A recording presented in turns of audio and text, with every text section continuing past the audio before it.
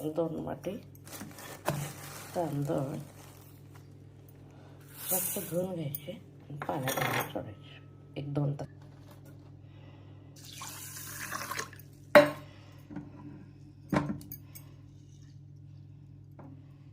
आता झाकून ठेवायचे, 2 तासाने ओढायचं.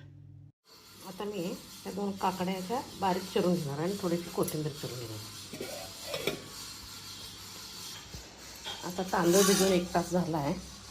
पहिल्यांदा सगळं चिरून घेतो ना मिक्सरला ढोकून. 1 काकडी मोठी बारीक चिरून घेतल्या, हिरव्या मिरच्या, आलं चिरून घेतलं, लसूण, कोथिंबीर, धना, जिरं. आता काय करायचं, पहिल्यांदा हे काकडी घालायची.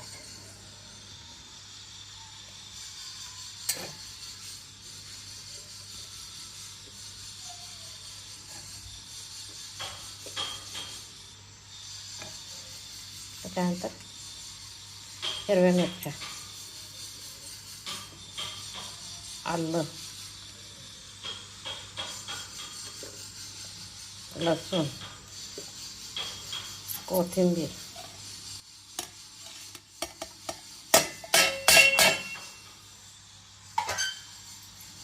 त्याच्यानंतर जिरे, धने आणि तांदूळ.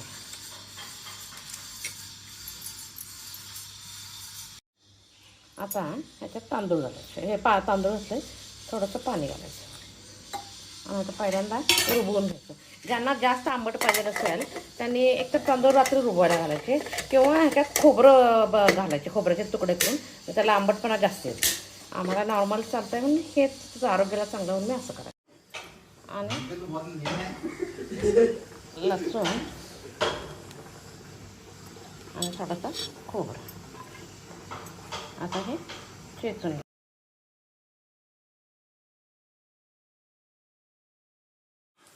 आता इकडं मूग शिजायला घातली.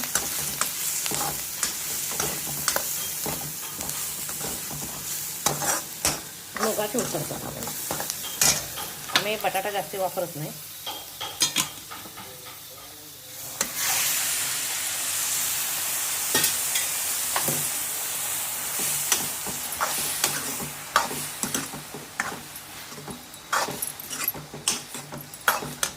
तर ना थोडीशी कोथिंबीर.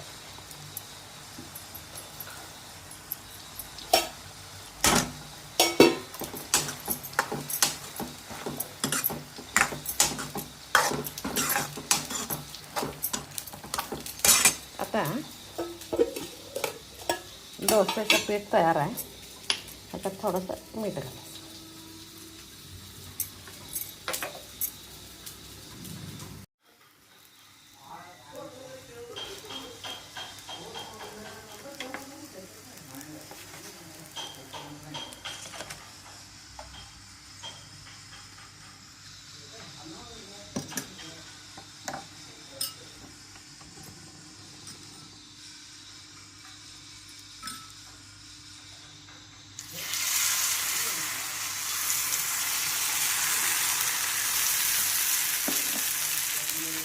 जास्त मसाला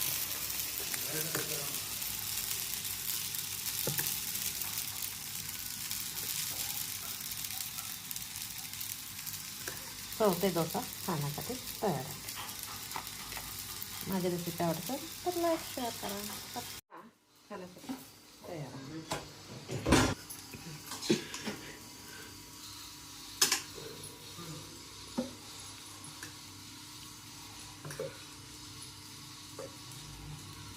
माझी रेसिपी आवडते तर लाईक शेअर करा.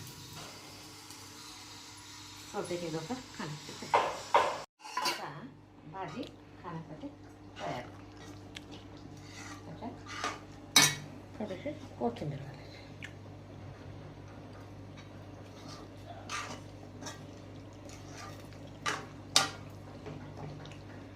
माझी रेसिपी आवडते तर लाईक शेअर सबस्क्राईब करा.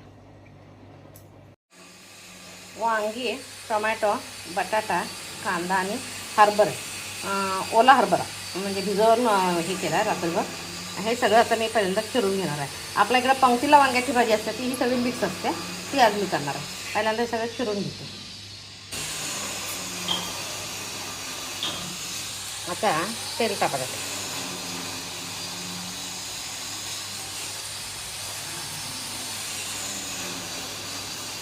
तेल तापल्याच्या नाही, तेल तापत नाही.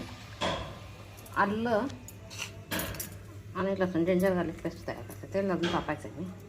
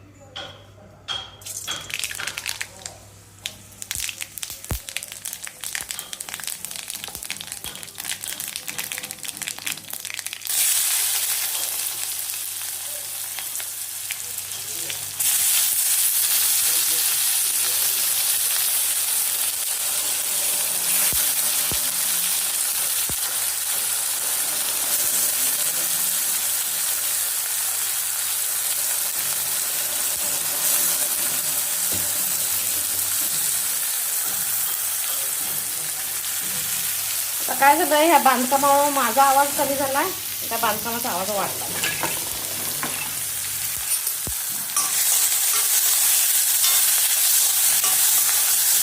कांद्याचा थोडासा कलर बदलला, आलं लसूण पेस्ट.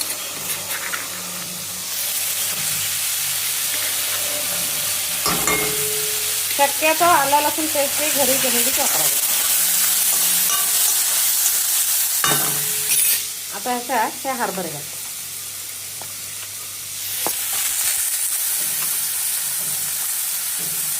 फेरीचं जेवण असलं की आपल्याकडे पंक्तीत कंपल्सरी ही भाजी असते.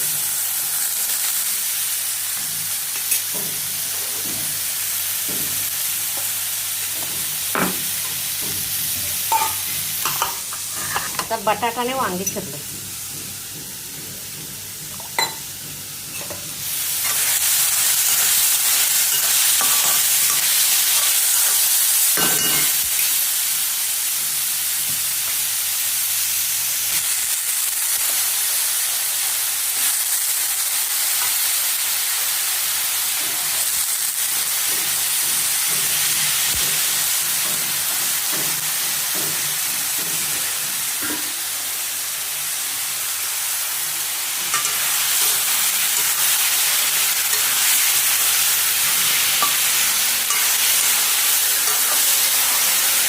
आता 2 मिनिटं चांगलं हलवून घ्यायचं.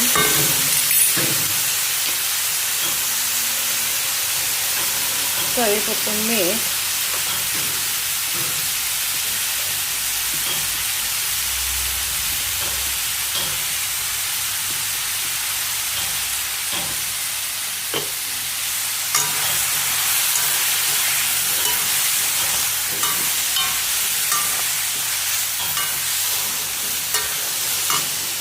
आता त्याच्यात थोडंसं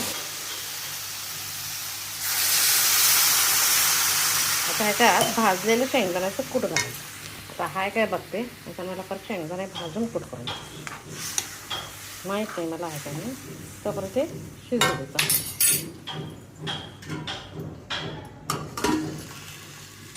आता शेंगदाण्याचं कूट थोडंसं मोठं मोठंच ठेवायचं. मी खलबत्त्यात करते त्याला माझं मोठं मोठं असतं, आणि एकदम नाईस केलं की तेवढी टेस्ट येते. मोठं मोठं ठेवलं की तोंडात जरा असं रव्यासारखं ठेवलं की शेंगदाण्याची टेस्ट पण येते. आता शिजू द्यायचा, तोपर्यंत दूध टाकायचं. आता इकडं भाजी शिजायला लागली, इकडं दूध टाकायचं.